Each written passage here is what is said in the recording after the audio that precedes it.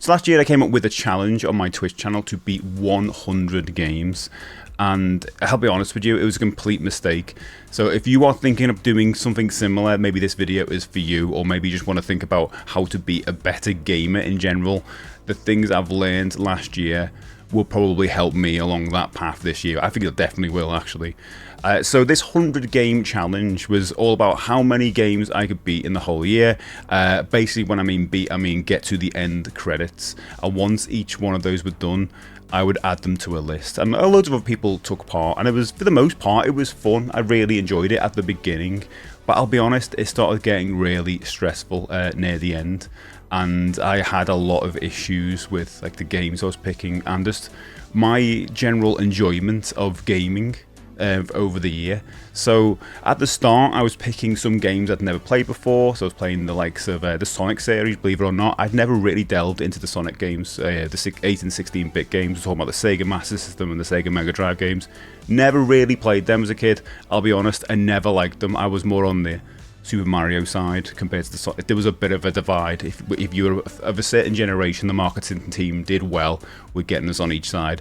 But anyway, I managed to play through a bunch of those games, and I loved them, especially the Master System games. I was very surprised by how good they were, and that was great for this competition, this goal, because I was able to play some games I'd never played before.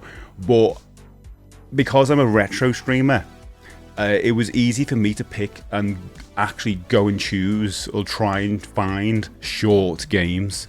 And there lies the problem, because as soon as those games kind of were not accessible anymore, I started looking for anything that was just really short. So basically I was sacrificing quality for quantity. Especially when it comes to certain games like Barney. Yes, I played a Barney game, which is a game I've never played before. Yeah, and I love janky games. I've played the Karate Kid and Wayne's World and Beetlejuice on the NES and NES, and I love those games in a janky way. But Barney was just, you know, I'm scraping the barrel there. That is a game that literally plays itself when you put the controller down. Why would I play that? Only to get that off the list, and that's what I'm talking about. I was definitely sacrificing quality for quantity. And not just that, there were a load of games, even including the Sonic ones, where I was rushing through them, especially near the end of the challenge, actually, where I'd get to a new game and I'd get a bit stressed out because I'm coming to the end of the year, or, you know, I'm behind my quota of how many games I needed to beat. And I was like, oh my god, I've got to rush through this. Now, I'm not a speedrunner, and I probably never want to be a speedrunner, to be honest. I just don't like playing games that way. No offense to anyone who is a speedrunner. That's an amazing skill that people have got to be able to, you know, put that time and effort into a game and get through it. But when I'm playing a game for the first time, I generally like to enjoy the game and, you know, have a casual playthrough. But last year, there were games I was playing for the first time that, I'll be honest, I was looking forward to playing at some point, but I was just rushing through to try and beat this goal. And I'm thinking about that now, and I'm thinking, there's a lot of goals like this.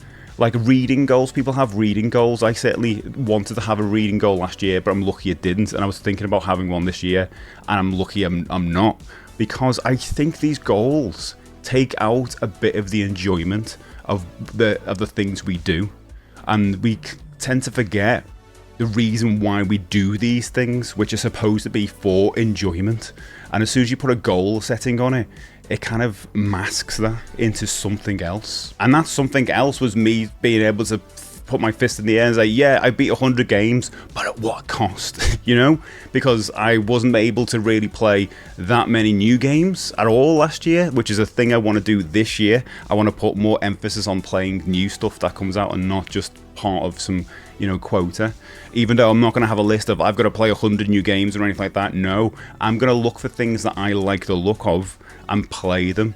And I think a part of that rule as well, or part of that guideline, I say not a rule, no rules here, part of that guideline is that I'm not going to try and finish them. If I don't want to finish a game, I'm not going to finish it. I'm going to play it until I've had my fun and then move on, because you can't play every game to completion, can you? I'm not saying that I do. If there are games I come across I want to beat, I will beat, but it's not a rule. I've got to get that out of my head. I think that is a problem if you are a streamer, because a lot of us tend to think that we've got to beat a game once we've started it on stream, because we get a little bit of guilt. I don't know if it's a guilt towards people watching it, or it's just a kind of completionist thing that we've got in our head, and that's something I'd like to kind of get rid of, because I'd have more experiences with more games, and that's what it should be about, shouldn't it? It should be about the enjoyment and more experiences. I think what it all comes down to, especially with gaming, but it can actually filter into other things like reading and other things that we get into, like watching movies, it's rediscovering why we adopted these hobbies or these interests in the first place. Now, when I was a kid getting into like the NES or whatever, I never thought instantly, oh, I'm going to try and rush through this new game I've got, or I'm going to try and beat 100 games.